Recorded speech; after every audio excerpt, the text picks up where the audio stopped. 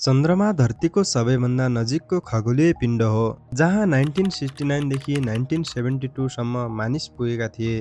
तर 1970 पछि चन्द्रमामा मानिसहरू किन गएका छैनन्? 1979 मा अपोलो 11 ले नील आर्मस्ट्रङलाई चन्द्रमामा पाइला राख्ने पहिलो मानिस बनायो।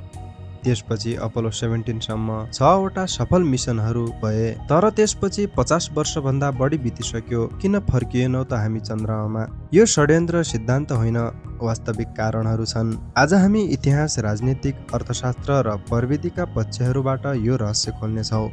पहिले इतिहासलाई सम्झौ। 1960 को दशकमा अमेरिका र सोभियत संघबीच शीत युद्ध चलिरहेको थियो। अन्तरिक्ष दौड अथवा स्पेस रेस यसको हिस्सा थियो। अमेरिकी राष्ट्रपति जोन एफ केनेडीले 1961 मा घोषणा गरेका थिए कि दशकको अन्त्यसम्म अमेरिकाले चन्द्रमामा मानिस पठाउनेछ।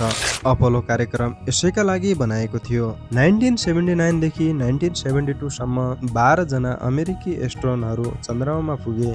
अपोलो 17 को कमान्डर जिन सर्नन अन्तिम व्यक्ति थिए जसले चन्द्रमामा पाइला राखे। उनले भनेका थिए, हामी फर्किन्छौँ, तर अहिले होइन। तर किन यति लामो समय लाग्यो त? यसको पहिलो र मुख्य कारण हो लागत। चन्द्रमा मिसनहरू अत्यन्त महँगो हुन्छन्। अपोलो कार्यक्रमको कुल लागत आजको मूल्यमा 250 अर्ब अमेरिकी डलर भन्दा बढी छ। एउटा मिसन मात्रै अर्बौं डलर खर्च हुन्छ। 1970 को दशकमा अमेरिकाको अर्थव्यवस्था दबावमा थियो। भियतनाममा युद्ध, तेल संकट, सामाजिक कार्यक्रमहरूले नासाको बजेट कटौती गर्नु पर्यो। 1960 को दशकमा नासाको बजेट 4% थियो। 1970 मा घटेर 1% भन्दा कम भयो।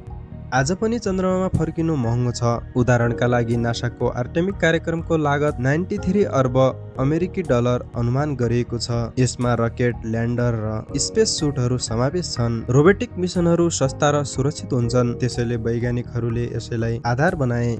दोस्रो कारण हो राजनीतिक परिवर्तन। अपोलो कार्यक्रम शीत युद्धको उत्पादन थियो। सोभियत संघलाई हराउनु अमेरिकाको मुख्य लक्ष्य थियो। अपोलो 11 पछि अमेरिकाले जितिसकेको महसुस गर्यो। 1970 मा राष्ट्रपति रिचर्ड निक्सनले अपोलो 18, 19 र 20 लाई रद्द गरे किनकि राजनीति लाभ कम भइसकेको थियो। शीत युद्ध समाप्तिपछि अन्तरिक्ष अन्वेषणको प्राथमिकता घट्यो। यसको सट्टा अमेरिकाले स्पेस शटल कार्यक्रममा फोकस गर्यो, जसले पृथ्वीको नजिकै अन्तरिक्ष स्टेसनहरूमा काम गर्यो। अन्य देशहरू पनि यसमा लागेनन् किनकि उनीहरूको प्राथमिकता फरक थियो। चीन, भारत र युरोपले रोबोटिक मिसनहरू पठाए, तर मानवयुक्त होइन। राजनीतिमा अन्तरिक्ष मिसनहरू मतदातालाई प्रभाव पार्नु पर्छ, तर चन्द्रमामा फर्किनुले तत्कालीन फाइदा भने छैन र दिँदैन पनि।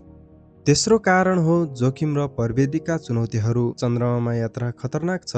अपोलो 1 मा 3 एस्ट्रोनटहरूको मृत्यु भयो। चन्द्रमाको वातावरण कठोर छ, विकिरण, धुलो, गुरुत्वाकर्षणको कमी छ। फर्किनु भनेको नयाँ प्रविधि विकास गर्नु हो, जसमा समय र पैसा लाग्छ। 1970 पछि नासाले स्पेस शटल र इन्टरनेसनल स्पेस स्टेसनमा फोकस गर्यो, जसले पृथ्वीको कक्षामा विज्ञानलाई सिकायो। आज प्रविधि उन्नत छ, तर चुनौतीहरू छन्। उदाहरणका लागि आर्टेमिक 1 को उडान 2020 मा सफल भयो, तर आर्टेमिस 2 मानवयुक्त 2025 मा ढिलाइ भयो। स्पेस एक्स जस्ता निजी कम्पनीहरूले सस्तो रकेट बनाउँदैछन्, तर सुरक्षा सुनिश्चित गर्न समय लाग्छ। चन्द्रमामा ल्यान्डिङ गर्नु पृथ्वीमा अभ्यास गर्न सकिँदैन किनकि वातावरणले मेल खाँदैन। त्यसैले अब हामी भविष्यको बारेमा कुरा गरौँ। 1970 पछि फर्किएनौँ, तर अब फर्किने योजना बनाउँदैछौँ।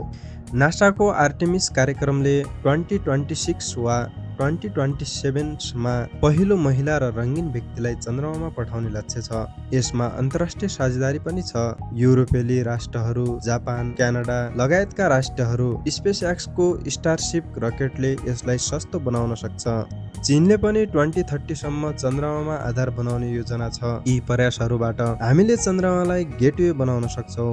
मङ्गल ग्रहको यात्राको लागि रोबोटहरूले पहिले नै पानी र अन्य स्रोतहरू फेला पारेका छन्, जसले स्थायी बस्ती सम्भव बनाउँछ। तर ढिलाइहरू छन्, बजेट कटौती, प्राविधिक समस्या र राजनीतिक अस्थिरता।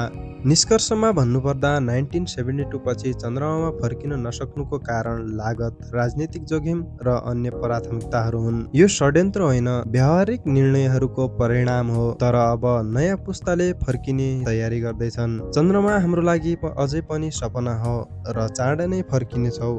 साथीहरू, आज हामीले चन्द्रमामा 50 वर्ष बितिसक्दा पनि अझै मान्छे किन जान सकेन भन्ने जानकारी प्रस्तुत गर्यौं र हजुरहरूलाई यो छोटो सन्देश रोचक लाग्यो होला। यदि हजुरहरूलाई यो छोटो सन्देश रोचक लाग्यो भने भिडियोलाई लाइक, शेयर तथा च्यानललाई सब्स्क्राइब गर्न नबिर्सिनु होला। अर्को भिडियोमा अर्को यस्तै विषयवस्तुको साथमा फेरि भेटौँला। धन्यवाद।